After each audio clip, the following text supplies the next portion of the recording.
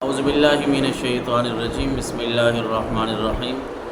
اللہ تبارک و تعالی نے سورۃ الحج میں ارشاد فرمایا کہ قربانی جو ہے وہ ہر امت کے لیے ہم نے رکھی تھی اور اس کی نوعیت مختلف تھی۔ جس طرح حابیل اور قابیل کا ذکر ملتا ہے حضرت آدم کے بیٹوں کا سورۃ المائدہ میں وَاتْلُ عَلَيْهِمْ نَبَأَ ابْنَيْ آدَمَ بِالْحَقِّ کہ اے نبی آدم کے ان دو بیٹوں کا واقعہ ذرا ان کو پڑھ کے سنائیں کہ حابیل اور قابیل نے جب آپس میں دشمنی انہوں نے پالی اور ایک دوسرے کے ساتھ جو قابیل تھا وہ حسد کرنے لگا، تو اس وقت قربانی پیش کرنے کا حکم تھا۔ تو قربانی کا طریقہ کار یہ ہوتا تھا کہ جب قربانی پیش کرتے نا، جس کی قربانی کو آسمان سے آگ آ کے کھا جاتی، آگ آ کے لے جاتی، تو اس کی قربانی قبول ہوتی، اور جس کی نیت اور تقوی اور پرہیزگاری نہیں ہوتی تھی اس کی قربانی کو چھوڑ دیتے تھے۔ لیکن ہمارے لیے اللہ کے نبی صلی اللہ علیہ وسلم کے فرمان کے مطابق یا اللہ کے فرمان کے مطابق ہمارے لیے ہماری قربانی یا کوئی بھی عبادت قبول ہو یا نہ ہو، ان باتوں سے ہمارا کوئی تعلق نہیں ہے۔ یہ بھی ایک ذلت اور رسوائی سے ہمیں بچایا گیا ہے، اور یہ اللہ کے نبی صلی اللہ علیہ وسلم کو جس طرح اللہ تبارک و تعالی نے فرمایا وَمَا أَرْسَلْنَاكَ إِلَّا رَحْمَةً لِلْعَالَمِينَ، اے نبی ہم نے آپ کو سارے جہانوں کے لیے رحمت بنا کے بھیجا۔ یہ حضور کی رحمت کی وجہ ہے کہ ہم ایسی باتوں سے اللہ نے ہمیں بچا لیا ہے، ورنہ اگر آج ہماری قربانیاں کو اس طرح ہوتی کہ ہمیں دنیا میں ہی پتہ چل جاتا کہ کس کی قربانی قبول ہے اور کس کی قربانی قبول نہیں ہے، تو یقیناً بہت سارے لوگ جو ہے وہ ذلت اور رسوائی کا سامنا کرنا پڑتا۔ لیکن اللہ کے نبی صلی اللہ علیہ وسلم کے فرمان ذیشان کے مطابق، اللہ کے قول کے مطابق، اللہ کے فرمان کے مطابق ہمارے لیے گنجائش ہے، رحمت ہے۔ حالانکہ ہم بڑے گناہ گار ہیں، سال بھر گناہ کرتے ہیں، زندگی بھر گناہ کرتے ہیں، لیکن کسی گناہ پہ ہمیں ذلت اور رسوائی جو ہے وہ اس دنیا میں نہیں اٹھانی پڑتی۔ اور ساتھ ساتھ یہ بھی ہم ضرور جو ہے وہ اس بات کا بھی اہتمام کریں۔ ہم بڑے مسائل پوچھتے ہیں ان دنوں میں کہ قربانی کے جانور کو کس کس عیب سے پاک ہونا چاہیے۔ پھر ہمیں علماء جو ہے وہ بتاتے ہیں، شیخ الحدیث بتاتے ہیں، ہم بڑے بڑے پڑھے لکھے لوگوں سے مسائل سیکھتے ہیں، پوچھتے ہیں کہ ہمارے جانور میں کون کون سا عیب نہیں ہونا چاہیے۔ میں یہاں یہ بھی عرض کرتا چلوں کہ جو حلال رزق کمانا ہے نا، یہ بھی بڑی دولت ہے۔ ہمیں یہ بھی سوچنا چاہیے کہ جو پیسے ہم کما رہے ہیں، جن پیسوں سے ہم قربانی لے رہے ہیں، ان پیسوں میں بھی کوئی عیب نہیں ہونا چاہیے، ان میں بھی رشوت نہیں ہونی چاہیے، دھوکے والا پیسہ نہیں ہونا چاہیے۔ جن پیسوں سے ہم قربانی کریں، زندگی گزاریں، صرف قربانی کی بات نہیں ہے، پوری زندگی جن پیسوں سے ہم پل رہے ہیں، اپنے گھر والوں کو، اپنے ماں باپ کو، اپنی اولاد کو کھلا رہے ہیں، وہ پیسہ بھی ہر قسم کی آمیزش سے، ہر قسم کے دھوکے سے، ہر قسم کی رشوت سے وہ پاک ہونا چاہیے۔ کہ اللہ کے نبی صلی اللہ علیہ وسلم نے اور قرآن مجید میں اللہ تبارک و تعالی نے جو حلال رزق ہے اس کے اوپر بڑا زور دیا ہے۔ رب نے فرمایا کہ میں نے نبیوں کو بھی حکم دیا، وہ بھی حلال رزق کماتے تھے، حلال کھاتے تھے، اور ہمیں بھی حکم ہے کہ حلال کماؤ اور حلال کھاؤ۔ جس طرح ہم اپنے جانوروں کے عیبوں کے بارے میں پوچھتے ہیں، اسی طرح اپنے روپے، اپنے پیسے، اپنے مال و دولت کے عیب بھی ہم ڈھونڈیں۔ کہیں اگر ہمارا کچھ کام غلط ہو رہا ہے، ہمارے پیسوں میں، ہمارے کمانے میں، ہماری کمائی میں، مزدوری میں، ہم تاجر ہیں، ہم زمیندار ہیں، کچھ بھی کر رہے ہیں، تو ہمارا جو پیسہ آ رہا ہے ذرا اس پہ بھی غور کریں، کہیں اس میں تو کوئی عیب نہیں ہے۔ یہ تو نہ ہو کہ جانور میں عیب ڈھونڈتے رہیں لیکن ہمارے پیسے جو ہے وہ عیبوں سے بھرے ہوئے ہوں، پھر ایسے جانور کی قربانی اگر کریں گے بھی صحیح تو بھلا وہ کیسی قربانی اللہ قبول فرمائے گا۔ رب العالمین کو ہمارے قربانیوں کے گوشت، بڑی قربانیاں، بڑا گوشت، بڑا خون بہانا، یہ باتیں تو اللہ کو ضرورت نہیں ہے نا۔ رب العالمین نے فرمایا لَن يَنَالَ اللَّهَ لُحُومُهَا وَلَا دِمَاؤُهَا وَلَكِنْ يَنَالُهُ التَّقْوَى مِنْكُمْ۔ رب تو دیکھنا چاہتا ہے تمہارا تقوی کتنا ہے، پرہیزگاری کتنی ہے،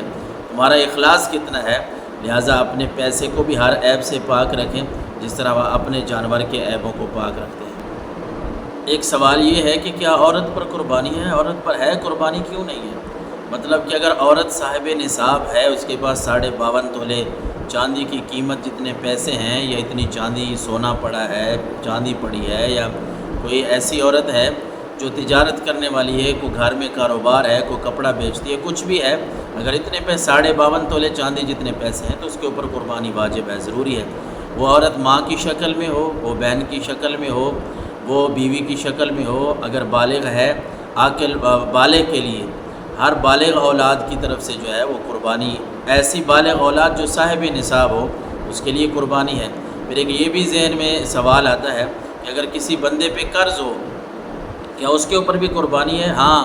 آج کل اگر اس کے پاس پیسے ہیں، اس نے قرض بھی دینا ہے، قربانی بھی کرنی ہے، وہ سوچ رہا ہے کہ میں قربانی کروں یا قرض ادا کروں، تو اس کے لیے مسئلہ یہ ہے کہ وہ قرض ادا کرے، اور قرض ادا کرنے کے بعد اگر اس کے پاس پیسے اتنے بچتے ہیں جو 52.5 تولے چاندی کی قیمت کو پہنچتے ہیں، جو تقریباً آج کل کوئی 1,30,35,000 روپے تک کم و بیش بنتا ہے 52.5 تولے چاندی کی قیمت، اگر اتنے بچتے ہیں تو پھر اس کے اوپر قربانی ضروری ہے، واجب ہے، اور اگر اس سے کم بچتے ہیں یہ بالکل نہیں بچتے تو پھر اس کے لیے قربانی ضروری نہیں ہے۔ اور اسی طرح ایک مسئلہ یہ ہے جو قربانی کا وقت ہے وہ 3 دن ہے، 3 دن ہے، 10، 11 اور 12، اس کے بعد قربانی نہیں ہو سکتی، لہٰذا پہلے سے ہی اپنا حساب کر لیں، پھر یہ نہ ہو کہ بعد میں پچھتاوا ہو، کیونکہ کچھ عبادات ایسی ہیں جن میں قضا نہیں ہے، نماز، فرض نماز جو ہے 5 وقت کی یہ رہ جاتی ہے مجبوری کی وجہ سے تو قضا ہوتی ہے، لیکن بعد میں قربانی کے دن گزر جائیں اور پھر ہم سوچیں کہ یار میرے اوپر تو قربانی واجب تھی، میرے پاس پیسے تھے، غفلت ہو گئی، میں اللہ کی نافرمانی کر بیٹھا، اب قربانی کرنا چاہوں، اب قربانی نہیں ہو سکتی۔ ہاں، اتنے پیسے صدقہ کرنا پڑیں گے، لیکن وہ ثواب ظاہر ہے جو قربانی کا ملنا ہے وہ ثواب تو نہیں ملے گا۔ اور پھر ایک یہ مسئلہ ہے کہ قربانی کے جانور میں عیب پہلے نہیں تھا، جب ہم لائے تو عیب پیدا ہو گیا، اگر ہمارے جانور آیا، جانور نے دیوار کے ساتھ کوئی ٹکر ماری ہے یا جانور لڑے ہیں، کسی بھی طریقے پہ عیب پیدا ہو گیا ہے،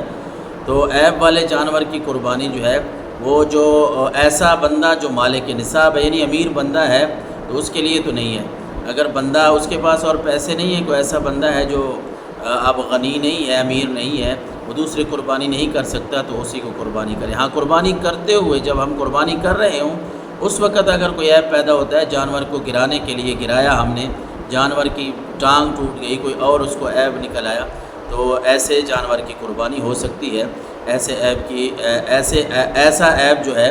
وہ قربانی سے مانے نہیں ہے۔ اچھا، کچھ قربانی کی مستحبات ہیں جن میں سے یہ ہے کہ چھری کا تیز، یعنی جس آلے سے ہم جانور کو ذبح کریں وہ آلہ تیز ہونا چاہیے، اور ساتھ ساتھ اس بات کا بھی اہتمام کریں کہ جانوروں کو جتنا راحت، جتنا سکون پہنچا سکتے ہیں اتنا پہنچائیں، ان کو کھانا پینا دیں، اور اس کے بعد یہ ہے کہ جانور کے سامنے دوسرا جانور جو ہے وہ ذبح نہ کریں،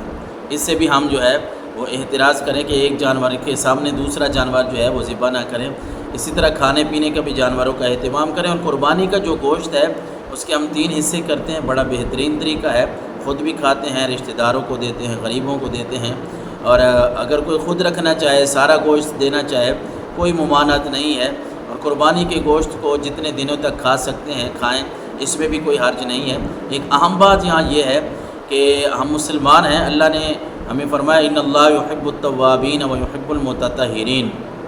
توبہ کرنے والے اور پاکیزہ صاف ستھرے رہنے والے جو لوگ ہیں اللہ ان کو بڑا پسند کرتا ہے۔ قربانی کے موقع پہ میں یہ ضرور عرض کروں گا کہ صفائی ستھرائی کا اہتمام کریں، شہروں میں گلی محلے میں جو صفائی کرنے والے آتے ہیں جن کی ڈیوٹی ہوتی ہے سرکاری طور پہ، ان کے ساتھ تعاون کریں، بھلے وہ مسلمان نہیں ہیں لیکن وہ انسان ہیں، ان کے ساتھ تعاون کریں۔ یہ مطلب نہیں ہے کہ ہم قربانی کریں اور اس کی جتنی بھی آلائش ہے، جتنی بھی گندگی ہے وہ ہم گلی میں پھینک دیں،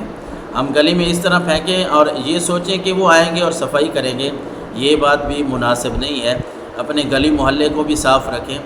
صفائی جو ہے وہ نصف ایمان ہے، پاکیزگی اختیار کریں، اللہ کو صفائی والے لوگ، ستھرائی والے لوگ، پاکیزگی والے لوگ بڑے پسند ہیں، یعنی جتنا ہو سکے ہم ان کے ساتھ تعاون کریں، ہم صفائی ستھرائی کا، اپنے محلے کا، اپنے شہر کا خیال رکھیں، اپنے ملک پاکستان کا خیال رکھیں، ہم کوئی ایسی چیز استعمال کریں، کوئی بڑے شاپر یا توڑا یا جو بھی کوئی ایسا چیزیں استعمال کریں جن میں جتنی بھی وہ آلائشیں ہیں، گندگی ہے، ان کو ہم ان میں بھر کے رکھ دیں، یا جتنا ہو سکتا ہے، جیسے ممکن ہو سکتا ہے اتنا صفائی ستھرائی کا بھی اہتمام کریں اور صفائی کرنے والوں کے ساتھ تعاون بھی کریں، تاکہ ہمارے گلی محلہ بھی ہمارا شہر بھی کسی قسم کی گندگی سے جو ہے وہ دو چار نہ ہو۔ مسجد کی طرف نمازی آنے والے ہیں،